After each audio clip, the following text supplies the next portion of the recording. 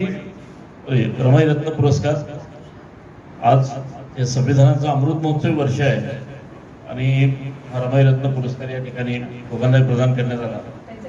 त्यांचा बाबासाहेबांच्या संघर्षामध्ये असलेला सक्रिय सहभाग वैशालीताईंनी खूप चांगल्या पद्धतीने नमूद केलेला आहे। म्हणजे गौऱ्या थापून त्यातून जे पैसे आले त्याची एक मनी ऑर्डर लंडनला केलेली आहे। म्हणजे एवढं रमाबाईंचं की बाबासाहेबांनी पुढे गेलं पाहिजे, बाबासाहेबांनी उच्च शिक्षण घेऊन या देशात येऊन देशामध्ये काहीतरी क्रांतिकारी काम केलं पाहिजे असं स्वप्न हे रमाबाईंचं होतं आणि म्हणून हा पुरस्कार या ठिकाणी अतिशय योग्य व्यक्तींना प्रदान केला गेला। रमाई रत्न पुरस्काराने सन्मानित करणार आहोत त्या ॲडव्होकेट वैशालीताई चांदणे, रमाकांत मस्के, उपस्थित मित्रांनो, नमो बुद्धाय जय भीम।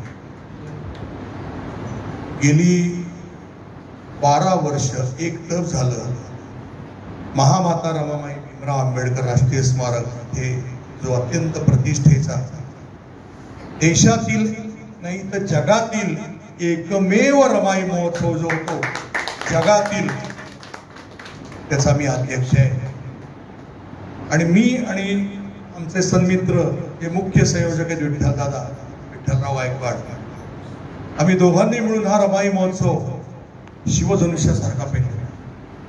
मी एकच आपल्याला उदाहरण देतो की अनेक प्रकारचे कार्यक्रम पुरस्कार आज आम्ही त्या महोत्सवात येतो। पहिले त्या महोत्सवाबद्दल एक मिनिट बोलणं कर्मप्राप्त आहे। वैशालीताई तुम्हाला विद्याताई बाळ माहिती असतील, जे आपल्या मोठ्या सामाजिक कार्यकर्त्या होत्या, ज्यांनी आयुष्यात कुठलाही पुरस्कार स्वीकारला, त्या तत्वनिष्ठ होत्या, फार मोठं काम त्यांचं होतं। माझी इच्छा होती की माझी आणि विठ्ठलरावांची इच्छा होती की त्यांना रमाई रत्न पुरस्कार द्यावा। मी त्यांना फोन केला आणि म्हटलं मला रमाई रत्न पुरस्कार द्यायचा आहे।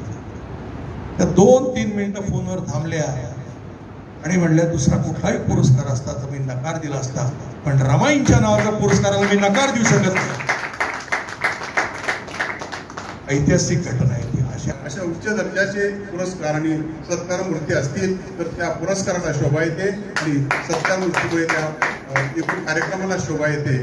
आजच्या या कार्यक्रमात आपल्याला पहिल्यांदाच असा प्रश्न विचारला पाहिजे, कशासाठी असतात हे सत्कार समारंभ?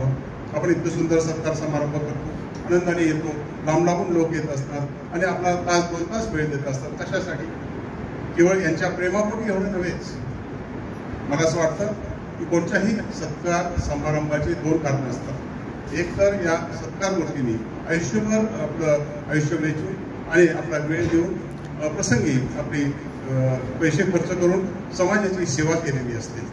मग ते समाजावरती एक प्रकारचं ऋण असतं, ते समाजावरती असलेलं ऋण व्यक्त करण्यासाठी आपण समाज बांधवांनी अशा प्रकारचे सत्कार ठेवायचे असतात। आणि म्हणून तो जो पहिला भाग आहे की यांनी समाजाप्रती केलेल्या अशा सत्कार्याबद्दल आपण त्यांच्याप्रती समाजाचं ऋण म्हणून हा सत्कार समारंभ करत असतो। राष्ट्रपतीपासून ते आतापर्यंत या रमाईच्या स्मारकाच्या उभारणीमध्ये ताईंचं प्रचंड मोठं योगदान। त्याचप्रमाणे घर तिथे रमाई या अभियानांतर्गत घराघरात रमाई पोहोचवण्याचं काम, त्याचप्रमाणे विशेषतः रमाई घरकुल आवास योजना जी आहे ती घराघरापर्यंत पोहोचवण्याचं काम या ठिकाणी आदरणीय रमाकांत मस्के करतायत। या दोघांना पुरस्कार देण्याचं एकमेव कारण असं की बाबासाहेबांनी स्त्री पुरुष हे समान मानलेले आहेत, ना ते स्त्रीच्या बाजूने आहेत ना पुरुषांच्या बाजूने। बाबासाहेबांचं म्हणणं आहे स्त्री आणि पुरुष हे एकच आहे, हे समान आहे, म्हणून तर त्यांनी समतेचं या देशाला संविधान दिलेले। म्हणून या ठिकाणी आपण संविधान रत्न देखील एक स्त्री एक पुरुष, रमाई रत्न देखील एक स्त्री एक पुरुष असं देत असतो। या ठिकाणी प्रास्ताविक होईल, त्यानंतर रमाई रत्न पुरस्काराचं वितरण होईल। सर्वांना सत्कार करणं, एक कौतुकाची थाप देणं आणि त्या कार्याने तो माणूस प्रेरित होऊन पुढे त्याच्यातून चांगलं कार्य घडवण्याचं काम या ठिकाणी कार्यक्रमाचे अध्यक्ष आडकर सर करत असतात। तसेच सर्वांना एकत्रित गुंफणं आणि महामाता रमाईचा जगातला एकमेव पुतळा की ज्याच्यासाठी विठ्ठल भाऊ प्राणांची आहुती द्यायला तयार झाले आणि त्या ठिकाणी आम्ही विठ्ठल भाऊंना सांगितलं, त्यांची इच्छा होती की या पुतळ्याचं अनावरण हे राष्ट्रपतींच्या हस्ते झालं पाहिजे. जोपर्यंत राष्ट्रपती या पुतळ्याला अनावरण करायला येत नाही आणि जर नाही आले तर ताई मी इथं आत्मदहन करेन. आम्हाला सगळ्यांना भीती वाटायला लागली, इतके फर्स्ट झाले होते. आम्ही सगळ्यांनी त्यांना कन्व्हिन्स केलं की विठ्ठल भाऊ असं काही करू नका. नाही म्हटले, रमाईचं एवढं मोठं कार्य आहे त्याच्यामुळे त्यांनी आलंच पाहिजे आणि जे हाती घ्याल त्या तडीच न्याल तशा पद्धतीने विठ्ठल भाऊनी राष्ट्रपतींना तिथं यायला भाग पाडलं आणि त्या पुतळ्याचं अनावरण हे रमाईच्या पुतळ्याचं अनावरण हे राष्ट्रपतींच्या हस्ते झालं. खरंच कौतुकाची बाब आहे. बाबासाहेब नेहमी म्हणायचे, जो माणूस इतिहास विसरतो तो इतिहास कधी घडवू शकत नाही. त्याप्रमाणे आपण नेहमी पुतळा जयंती आली असे, स्मृती दिन असे आपण साजरे का करतो, त्याच्या मागे एक आहे की ते विचार विसरता कामा नये. नुसतंच ते विचार विसरायचे नाही तर ते विचार आपण कृतीत आपल्या आणले पाहिजे.